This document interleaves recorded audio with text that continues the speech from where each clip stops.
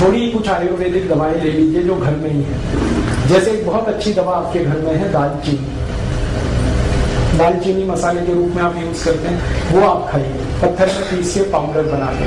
आधा चम्मच दालचीनी रोज सुबह खाली पेट गर्म पानी के साथ।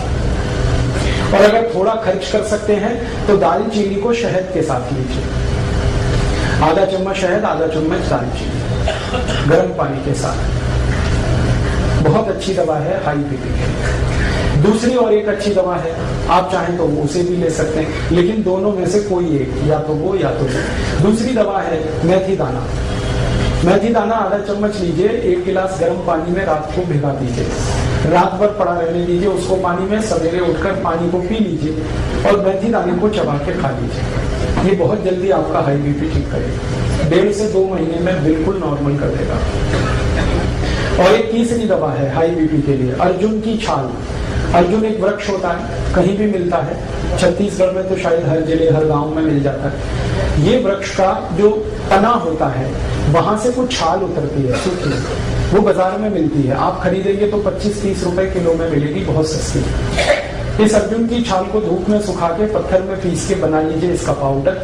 आधा चम्मच पाउडर आधा गिलास गर्म पानी मिला के ले लीजिए।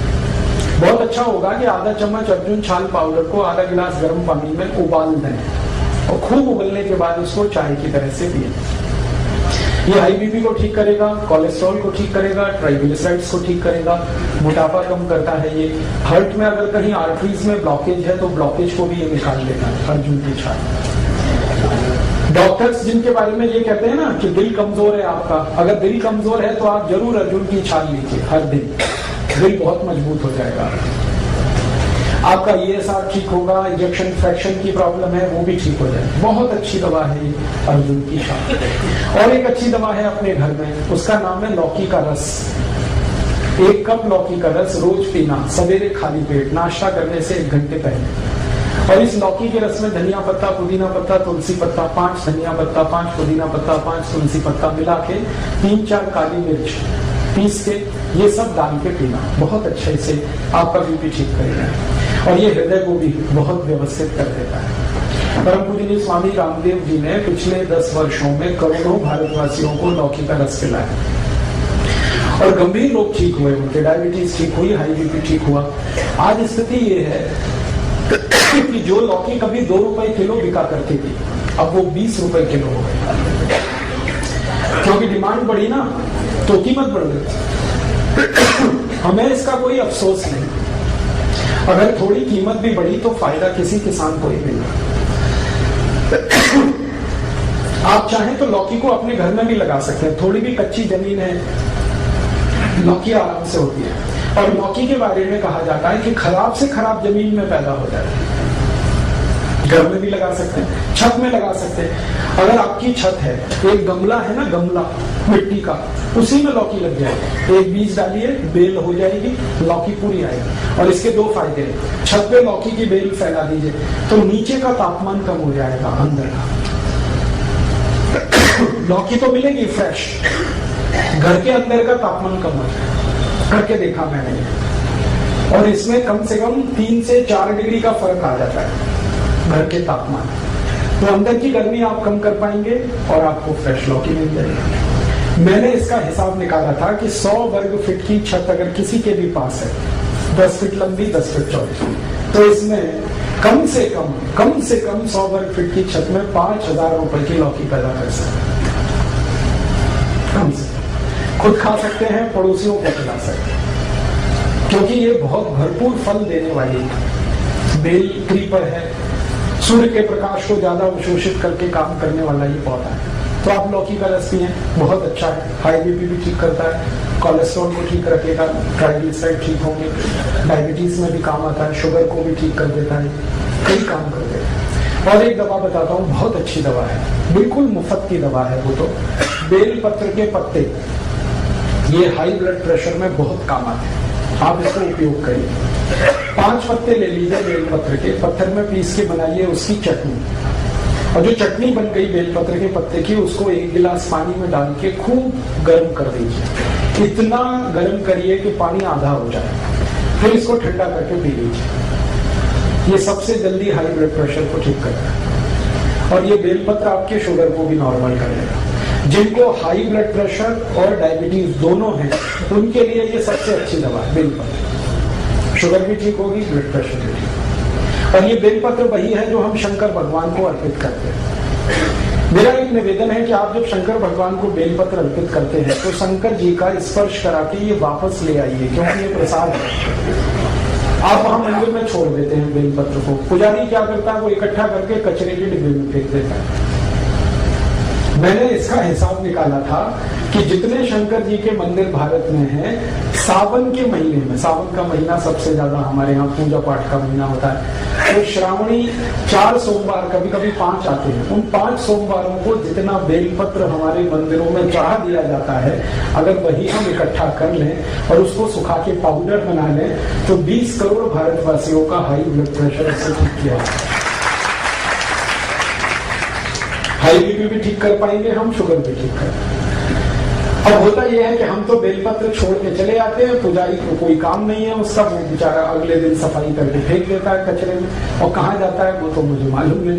कोई जानवर भी खा ले तो भी अच्छा है। लेकिन मेरी आपसे यही दरखास्त है, निवेदन है कि आप शंकर जी को बेलपत्र जरूर अर्पित करिए, लेकिन उनको स्पर्श करा के वापस ले लीजिए, क्योंकि ये आपके लिए शंकर जी ने दिए हैं। शंकर जी को तो कोई हाई बीपी नहीं है, ना उनको डायबिटीज। ये तो आपकी समस्या है। और बेलपत्र इतना है भारत में, शायद इसलिए क्योंकि पता है भगवान को कि हम इन बीमारियों में फंसे हुए, इसलिए हर गांव में बेलपत्र का पेड़ मिल जाएगा। तो ये ईश्वर ने आपको बिल्कुल मुफ्त दिया है, लेकिन ये बहुत कीमती है। कॉस्ट इसका शायद 0 है, लेकिन वैल्यू बहुत है इसकी। फालतू बर्बाद मत करिए। अगर यहाँ कोई पुजारी जी बैठे हैं तो उनको निवेदन है कि अगर मंदिर में बेलपत्र आ रहे हैं तो उनको फेंकिए मत, सुखाइए, पत्थर में पिसवा के पाउडर बनाइए और उसकी पुड़िया बना के भक्तों को वापस दे दीजिए। ये प्रसाद है शंकर जी का। और उनको कहिए कि वो पानी में उबाल के पीते रहे, ताकि हाई बीपी भी ठीक रहे और शुगर भी ठीक। बहुत अच्छी दवा है। और एक बढ़िया दवा बताता हूँ आपको हाई बीपी के लिए, वो भी बिल्कुल निःशुल्क मिलेगी इस देश में। गाय मूत्र पिए आधा कप रोज सुबह खाली पेट। हमारी भारत की जो गाय है, जिसको हम देशी गाय कहते हैं, स्वदेशी गाय कहते हैं, इसका आधा कप मूत्र रोज सुबह खाली पेट कोई भी पिए, हाई ब्लड प्रेशर बहुत जल्दी ठीक होता है। और ये गोमूत्र बहुत अद्भुत है, ये हाई ब्लड प्रेशर को ठीक करता है, ये लो बीपी को भी ठीक कर देता है, दोनों में काम आता है। और यही गोमूत्र डायबिटीज को भी ठीक कर लेता है। अगर आप खाली गोमूत्र पी रहे हैं तो आपकी शुगर भी ठीक होगा, बीपी भी ठीक होगा। और ये गोमूत्र पिए ना तो घुटने का दर्द भी ठीक होता है, अर्थराइटिस, गाउट दोनों ठीक होते हैं। ये अगर गोमूत्र आप पी रहे हैं तो दमा भी ठीक होता है, अस्थमा ठीक होता है, ट्यूबरकुलोसिस ठीक हो जाता है गोमूत्र से। हमने परीक्षण करके देखा है कि अगर किसी व्यक्ति को आप एलोपैथिक मेडिसिन दें ट्यूबरकुलोसिस के लिए, उसको 9 महीने लगते हैं ठीक होने, लेकिन उसी पेशेंट को गोमूत्र पिला दो तो 3 महीने में ठीक हो जाए। और एक रोचक बात बताता हूँ कि जिनको हम एलोपैथिक मेडिसिन देते हैं ट्यूबरकुलोसिस के लिए, उनको ट्यूबरकुलोसिस बार बार आती है। एक बार ठीक होगी, थोड़े दिन में फिर आ जाएगी, फिर ठीक होगी, फिर आएगी। लेकिन जिनको गोमूत्र पिला दिया, उनकी ट्यूबरकुलोसिस एक बार ठीक होगी है, दोबारा नहीं आती। इतना प्रभावी है। आप इसे बिल्कुल मत भूलिए। ट्यूबरकुलोसिस के केस में अस्थमा है, दमा है, ब्रोंकियल अस्थमा है, माइग्रेन है, हेडेक है, आपके शरीर में वजन ज्यादा है, मोटापा है, आपके जॉइंट पेन की प्रॉब्लम है, अर्थराइटिस है, गाउट है। हमने 48 बीमारियों में इसका परीक्षण किया है और ये बहुत बढ़िया दवा है, बहुत अच्छी दवा। इसलिए गाय मूत्र को अमृत के समान माना गया भारत के आयुर्वेद। आप जरूर इसका उपयोग करें। बस इसमें 2 सावधानी है। पहली सावधानी तो मैंने बता दिया कि गाय मूत्र लेना तो वो गाय स्वदेशी होनी चाहिए, विदेशी गाय का नहीं लेना। भारत में गाय भी विदेशी है, जर्सी, होलिस्टीन, फ्रीजियन, उसका मूत्र अच्छा नहीं, वो मत पीना। जो स्वदेशी गाय है उसी का।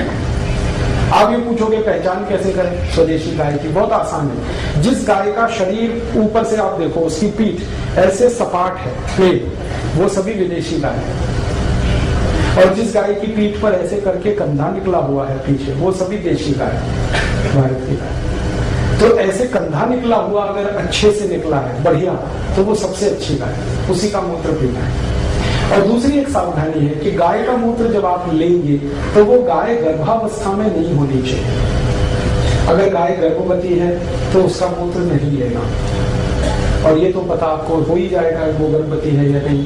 गर्भवती गाय के मूत्र से एसिडिटी बढ़ जाती है, ये गर्भवती गाय का मूत्र एसिडिक हो जाता है।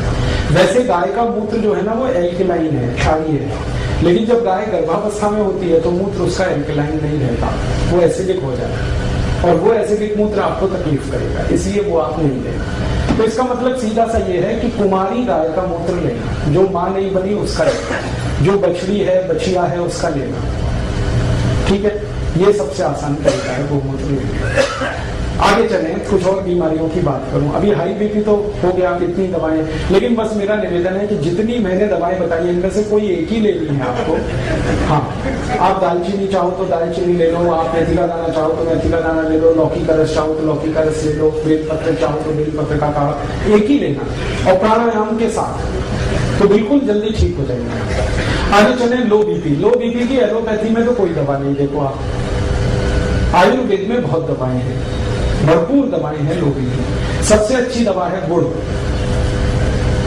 ये जो गुड़ है ना, ये पानी में घोल के नमक मिला के नींबू का रस डाल के पियो। 1 गिलास पानी, 15-20 ग्राम या 25 ग्राम तक गुड़ मिलाओ और उसमें डालो नमक और डालो नींबू का रस और पियो। दिन में 2-3 बार पी लो, लो बीपी सबसे जल्दी ठीक होगा इससे। और एक अच्छी दवा है लो बीपी की, बहुत बढ़िया दवा। अगर आपके पास थोड़े से पैसे हैं तो रोज अनार का रस पियो, नमक डाल के, बहुत जल्दी लो बीपी ठीक होता है। अनार का रस, गन्ने का रस पियो नमक डाल के, ये भी लो बीपी ठीक करता है। संतरे का रस पियो नमक डाल के, ये भी लो बीपी ठीक करता है।